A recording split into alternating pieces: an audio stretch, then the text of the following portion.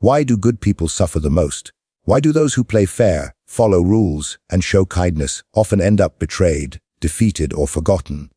Today, we confront the brutal truth about the hidden cost of goodness and what must be done to survive in a world that doesn't play fair. The world does not honor the gentle, nor protect the pure of heart. It rewards the sharp, the ruthless, and the calculating. Goodness, when unguarded, is a weakness that others will exploit until nothing remains of you. Today, we strip away illusions and face a harsh truth. Goodness alone is not a shield. It is a chain, and if you do not learn the cost of it, you will pay with your freedom, your power, and your life. Goodness breeds weakness from the earliest days of human society. People have been taught that goodness is a virtue worth defending at all costs. Parents praise obedience, teachers reward compliance, religions elevate humility, and rulers celebrate loyalty. Yet beneath these noble lessons hides a truth few dare to accept. When goodness is practiced without calculation, it transforms from strength into weakness. It becomes a mask others exploit, a leash others pull, and a chain that binds the very person who wears it. Goodness, in its raw and uncompromising form, is predictable. The one who clings to kindness will always be kind, even when circumstances demand hardness. The one who forgives will always forgive, even when enemies deserve no such mercy. And predictability is the greatest vulnerability in a world driven by ambition, hunger, and power. To be predictable is to be transparent, and to be transparent is to invite manipulation. A man who refuses to betray will be betrayed first. A man who never deceives will become the easiest target for deceivers. Consider the figure of a ruler who insists on being merciful at every turn. His people soon realize that no matter what wrongs they commit, they will not face severe punishment. Criminals grow bold, enemies inside his court conspire openly, and even his allies stop fearing his disapproval. Why? Because they know that his goodness shields them from consequence. He has made himself weak, not because he lacks armies or wealth, but because he has surrendered the one quality that maintains true order, the willingness to strike when necessary. Goodness, left unchecked, invites exploitation. The honest merchant will be undercut by the dishonest one. The faithful spouse will be tested by the faithless. The loyal soldier will be sacrificed by the ambitious commander who seeks glory for himself. The pattern repeats endlessly. Those who show unwavering kindness become tools in the hands of those who are willing to wield cruelty. It is not the strong who are destroyed first in this world, but the good, for their strength lies only in ideals, not in strategies. History has shown this lesson countless times. Empires do not fall because their rulers are too cruel, but because they are too lenient when they should not be. Leaders who forgive every rebellion eventually face one rebellion too many. Statesmen who try to please every ally soon discover they please no one, and all turn against them. The cost of goodness is not simply the loss of authority. It is the erosion of fear and respect, the two forces that keep men loyal when temptation whispers otherwise. In personal life, the story is no different. The one who always says yes to others, who sacrifices endlessly to maintain peace, will discover that his generosity becomes invisible. People grow accustomed to it, demanding more, offering less, and never pausing to consider the weight he carries. His goodness, once admired, turns into expectation. And when he finally refuses, when he dares to act against the role he has created, he is not praised for his patience but despised for his change. His kindness has enslaved him, and when he seeks freedom, the world condemns him as selfish. Goodness breeds weakness because it ignores the harsh nature of the world. The world is not governed by fairness, nor by morality, nor by the rules of those who preach virtue. It is governed by ambition, by fear, by the ceaseless struggle for dominance. To act as though goodness alone will protect you is to step unarmed into a battlefield where everyone else carries a blade. The good man imagines his purity will shield him, but in truth, it only paints a target upon his chest. The illusion of safety is another trap that goodness creates. People believe that if they act kindly, others will reciprocate, but reciprocity is a fragile expectation. The selfish take without giving, the cunning smile while they rob you blind, and the envious plot behind your back even as they accept your gifts. Goodness cannot prevent treachery. In fact, it often encourages it. A rival knows that the good man will hesitate before striking back, and in that hesitation lies the perfect opportunity for betrayal. Furthermore, goodness weakens resolve. When one is too concerned with appearing virtuous, he begins to second-guess his every decision. Should he punish a traitor, or should he forgive? Should he defend his position, or yield for the sake of peace? In the time it takes to debate these questions, his enemy has already acted. The enemy feels no such hesitation, for ambition does not trouble itself with moral dilemmas. Thus, goodness delays action, and delayed action invites defeat. Even within families, the same principle holds. A parent who refuses to discipline, who always forgives, creates children who mistake kindness for weakness. Respect fades, authority dissolves, and rebellion grows. What began as love soon transforms into contempt, for constant indulgence breeds neither gratitude nor loyalty. It breeds entitlement. The parent who fears being firm loses control, and the household becomes a battlefield, where the children command the throne. The danger of goodness lies not in its presence, but in its excess. To be good is not inherently wrong, but to be good without limit, to show kindness without measure, to forgive without condition. This is the path to ruin. A man who never learns to temper goodness with strength becomes like a candle in the wind, beautiful, admired, but destined to be extinguished at the first gust of opposition. This is why those who rise to power often hide their goodness behind a mask. They understand that showing it openly invites wolves to circle. They reveal it sparingly, strategically, when it benefits them. They know that mercy must be rare to be valued, and kindness must be calculated to be respected. To do otherwise is not virtue but weakness, and weakness is the one thing no man can afford if he wishes to endure. The world rewards cunning, not purity. Throughout history, men have been told that purity, honesty, and virtue will elevate them above others. They are taught that by adhering to moral laws, by keeping their hands clean, and by following rules without deviation, they will gain recognition, security, and even power. Yet reality does not honor such ideals. The world is not a temple of justice, but an arena of competition. In this arena, those who cling blindly to purity find themselves trampled by those who embrace cunning. For it is not the righteous who win crowns, but the shrewd, not the innocent who command armies, but the calculating, not the pure who rise in the hierarchy, but those who know when to bend, deceive, and act against appearances. Cunning thrives because it adapts. The pure man follows rules rigidly, convinced that by obeying them he will prosper. But rules are written by the powerful, and the powerful are often those who already mastered cunning.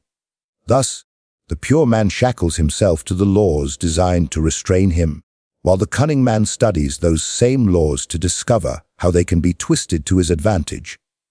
Where one sees a barrier, the other sees a tool, and while the pure man wastes his life respecting lines drawn by others, the cunning man steps over them and claims the prize. Purity appeals to the conscience, but cunning appeals to results. In matters of survival and ambition, results are what shape destiny. A soldier may swear loyalty to his commander and march with pure intention, but the general who wins is not the one who keeps his oath unbroken.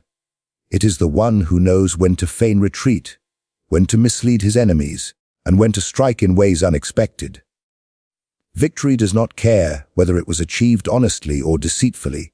It only remembers who claimed it. History books do not record who played fair, they remember who prevailed. In politics, this truth is even sharper. A leader who insists on honesty in all matters quickly discovers that his rivals weaponize his openness against him. Every word is twisted, every intention is doubted, every flaw is magnified. Meanwhile, his opponents cloak their ambitions under false smiles and crafted promises. They do not bind themselves to purity, they bind others with it. The honest man speaks plainly, but the cunning man speaks what others want to hear, gaining their trust before betraying it. And though people later curse his deception, they cannot erase the fact that his lies carried him to power, while honesty left his rival in ruin. Purity also fails because it is fragile. It demands consistency, it requires perfection, and one single misstep can stain it beyond repair. A man who builds his reputation on absolute virtue is destroyed the moment he falters, for the world is quick to punish the righteous more harshly than the deceitful. The cunning man, however, does not suffer this fate. Since no one expects him to be pure, his betrayals are met with resignation rather than outrage.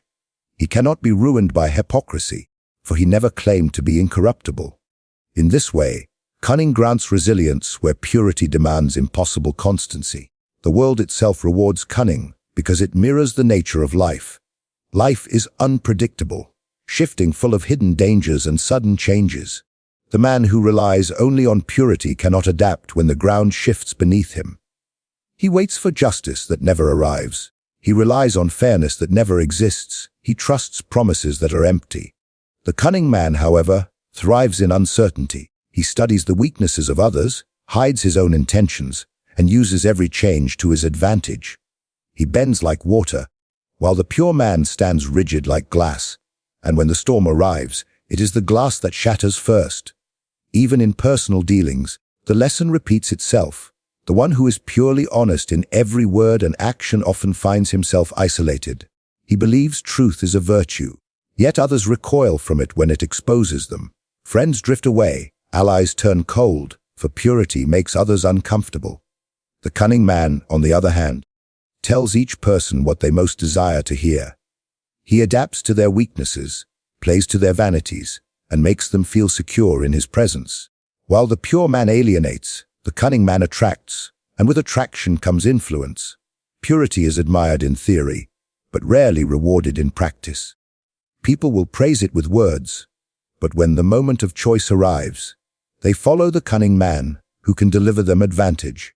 Soldiers admire the pure-hearted commander, but they will abandon him if his goodness leads them into defeat. Citizens cheer the honest politician during speeches, but they cast their votes for the one who promises them favors, however false.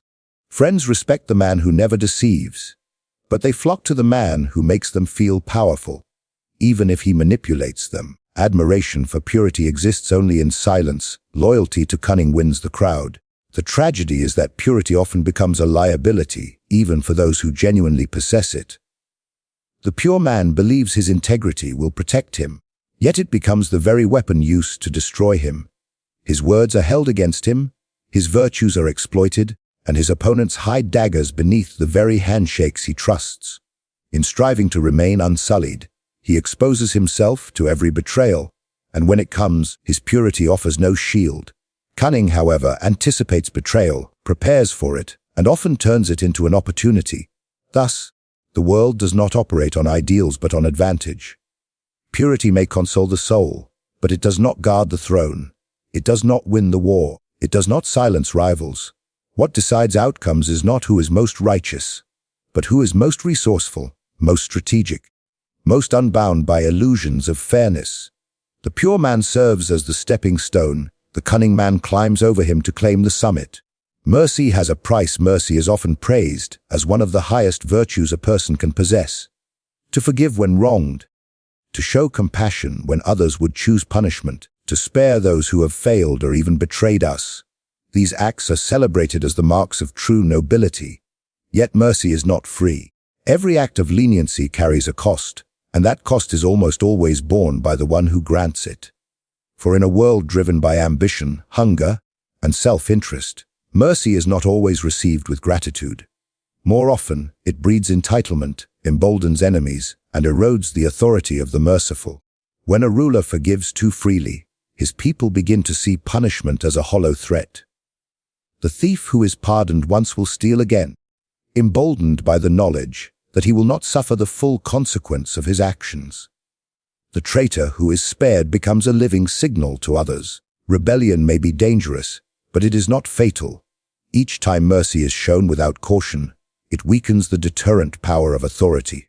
Justice loses its sharpness, order begins to crumble, and those who should fear retribution instead see opportunity. The mercy of one man thus becomes the chaos of many.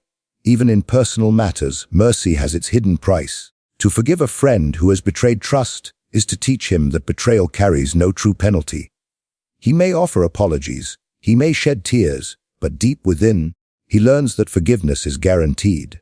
The lesson is not loyalty but license. Each pardon lowers the barrier to the next offense until trust is no longer a sacred bond, but a tool that can be broken and restored at will. The one who forgives endlessly becomes less a friend and more a servant to the whims of others. Mercy also reshapes the perception of the merciful. People rarely see it as a gift freely given. Instead, they interpret it as weakness. The ruler who spares his enemies too often is seen not as compassionate, but as fearful. The employer who overlooks constant failure is judged not as kind, but as incapable of discipline. The man who forgives every insult is not admired for his patience, but dismissed as spineless. This perception is dangerous, for once people begin to see mercy as weakness, they no longer fear consequences. They no longer respect the boundaries of the merciful, and in time, they no longer respect the merciful himself. History is filled with leaders who learned this lesson too late. Empires have crumbled because their rulers refused to punish treachery at its root. A rebel forgiven today becomes the rebel who gathers strength tomorrow, and tomorrow he may not only rise again, but also inspire others to join him. Mercy shown to one can become an invitation to many, and the seeds of leniency often blossom into forests of rebellion. A leader who fails to cut down disloyalty early finds himself surrounded by it later, when it is far too large to uproot. On the battlefield, mercy can also prove fatal.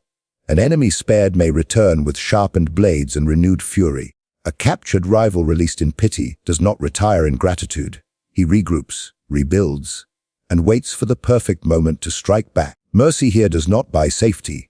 It purchases danger, delayed but magnified. Those who receive it rarely abandon their ambitions, simply because their lives were spared.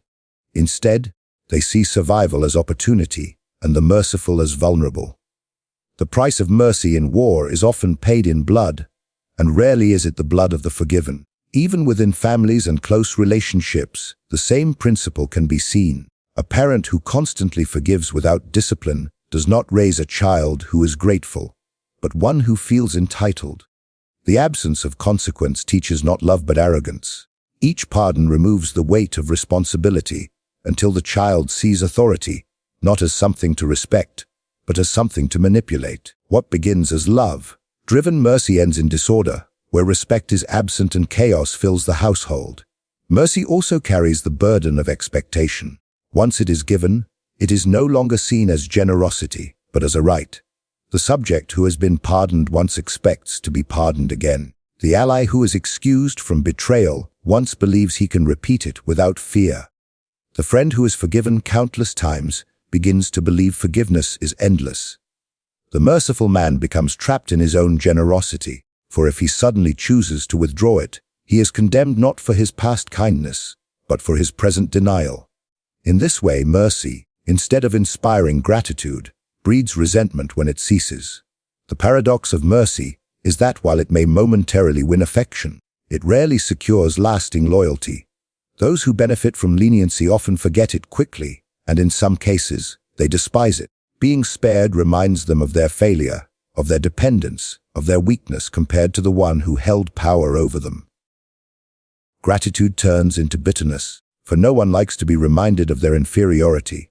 Thus, mercy not only risks disobedience and betrayal, but can also transform supposed allies into quiet enemies. Yet the most dangerous price of mercy lies in its erosion of fear. Fear is one of the strongest foundations of authority, for it restrains ambition, limits treachery, and enforces loyalty. Mercy, when overused, dissolves fear. And once fear is gone, no amount of kindness can keep people obedient. Love is fleeting, respect is conditional, but fear compels even when admiration does not. A merciful hand that does not also wield firmness soon discovers that people obey only while it suits them, and abandon the moment they see an advantage. Thus mercy, though noble in appearance, carries with it a hidden weight. It alters the behavior of those who receive it, reshapes the perception of those who witness it, and often undermines the very foundation it seeks to strengthen. It does not always create loyalty, nor does it guarantee gratitude. More often, it buys temporary peace at the cost of long-term security. Good men are rarely remembered. The world is filled with stories of the ruthless, the bold, the cunning, and the ambitious. Their names echo through history, etched in stone, written in books, remembered in legends. But for every conqueror, ruler, or schemer whose tale survives, there are countless good men whose lives are forgotten, their deeds buried beneath the dust of time. Goodness, though praised in words, rarely wins immortality. History does not carve statues of those who merely obeyed the rules, who lived quietly without daring, who sacrificed themselves in silence. It remembers those who bent the world to their will, even if their methods were feared, hated, or condemned. The tragedy of the good man is not only that he dies, but that he dies unnoticed. His life may have been filled with service, loyalty, and kindness, yet none of these leave a mark deep enough to endure. Kindness fades quickly, gratitude is fleeting, and loyalty is seldom recorded in chronicles. The strong act, the good endure. But endurance without action leaves behind no memory. To be remembered requires impact, and impact often demands the harshness that goodness avoids. History offers endless proof. Who remembers the countless advisors who counseled wisely but refused to scheme? Who recalls the soldiers who fought bravely but never sought glory? Their names vanish because their virtue was quiet, and quietness leaves no echo. But the schemer who betrayed a king, the conqueror who burned cities, the leader who struck terror into millions, their names live on, not because they were loved, but because they stamped themselves into the memory of humanity, with force rather than with virtue. Good men often believe that their reputation will protect them. They expect that their honesty will be remembered, that their loyalty will be honored, that their sacrifices will be celebrated. But reputation is fragile, easily erased by time or by the lies of the ambitious. A single slander can undo a lifetime of goodness, and when the good man dies, his enemies write his history. The ruthless ensure their story survives, while the virtuous are reduced to footnotes, if they are mentioned at all. Even in the stories that do survive, the good are often remembered not for their virtues, but for their failures. They are painted as naïve, as weak, as men who could not rise to the demands of power. Their downfall is told as a warning, not their kindness as a lesson.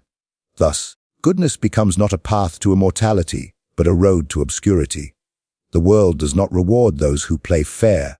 It immortalizes those who dare to bend the rules, who risk condemnation to achieve greatness. The silence of history toward the good is also rooted in human nature.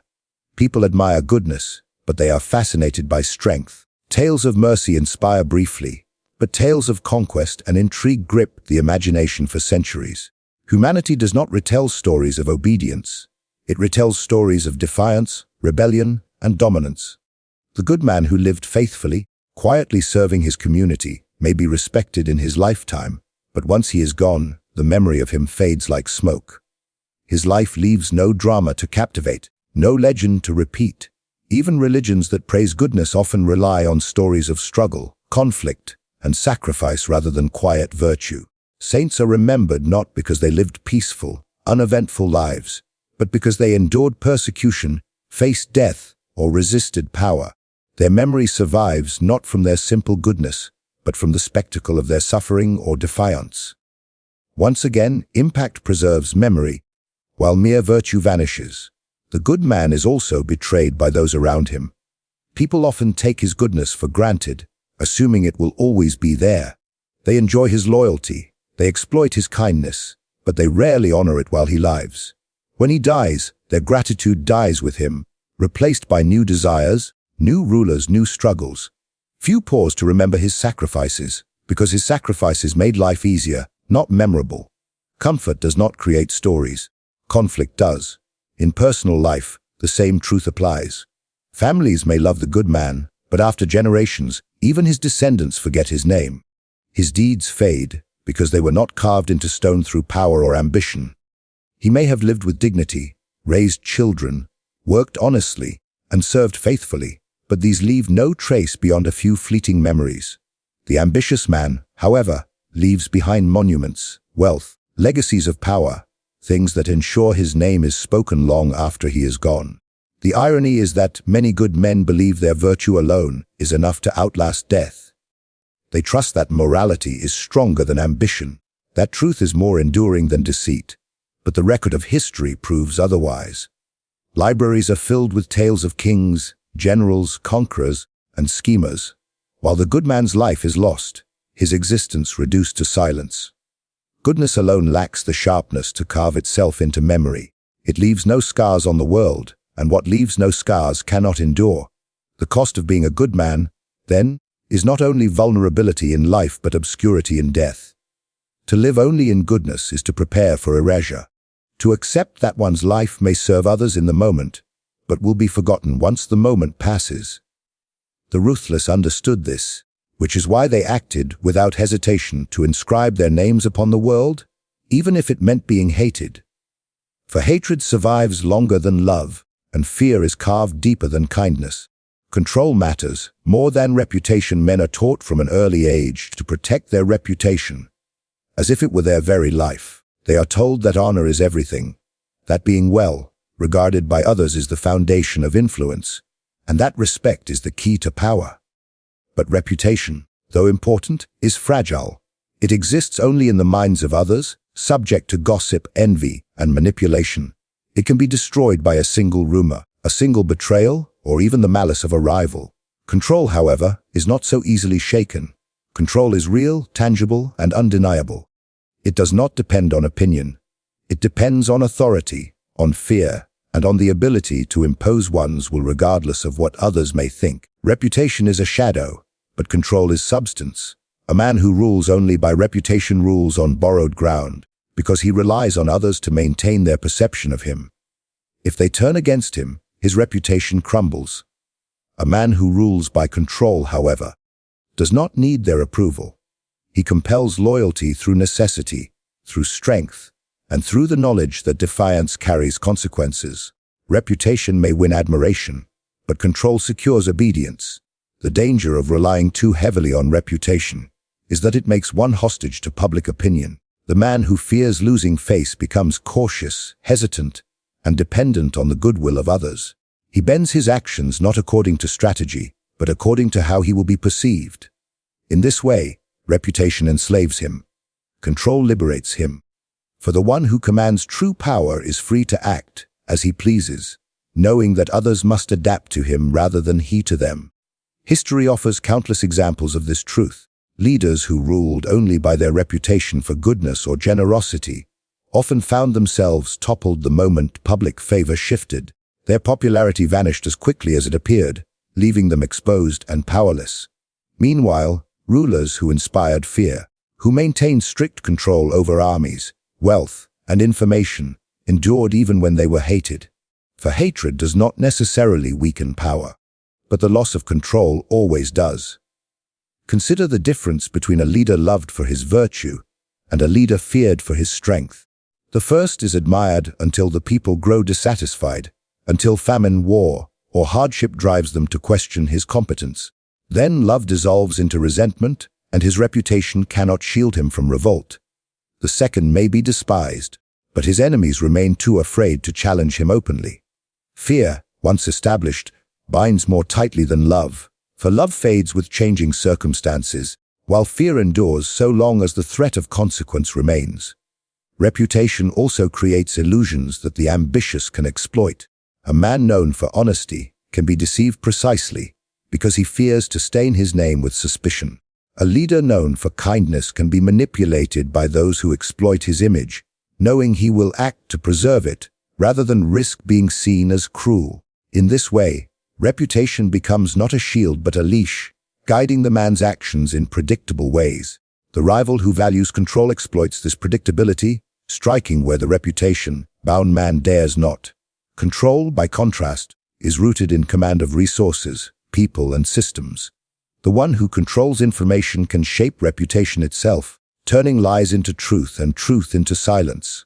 The one who controls wealth dictates loyalty, for men often follow whoever can provide for them. The one who controls fear secures obedience without needing admiration.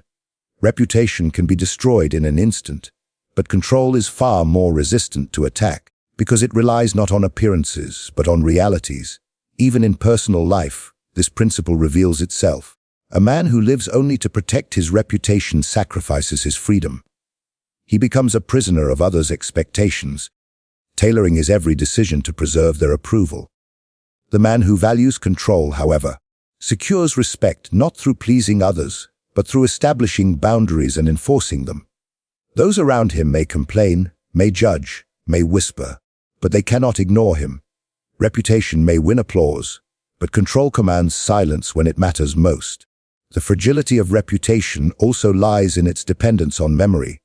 People forget goodness quickly, but they remember authority.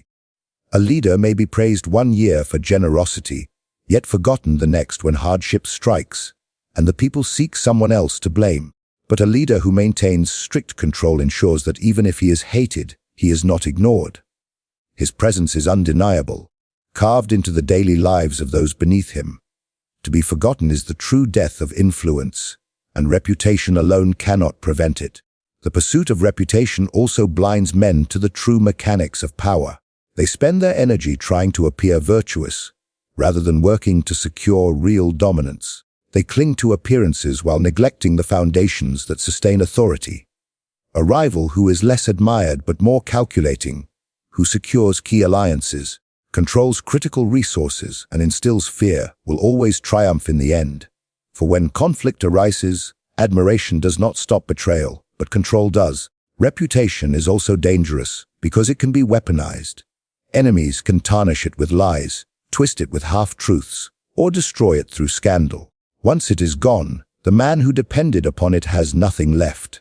But the man who builds his foundation on control can withstand slander, for even if he is despised, he is untouchable. His enemies may insult him, but they cannot remove him, because his strength is rooted not in how others see him, but in what he can make them do. This is why those who rise to true heights understand that reputation is useful but secondary. They may cultivate it when convenient. They may use it as a mask to conceal their true intentions, but they never confuse it with real power. They know that appearances can be destroyed overnight, but control endures so long as it is maintained with vigilance. Reputation can open doors, but control keeps them locked once entered. Reputation can attract followers, but control ensures they do not leave.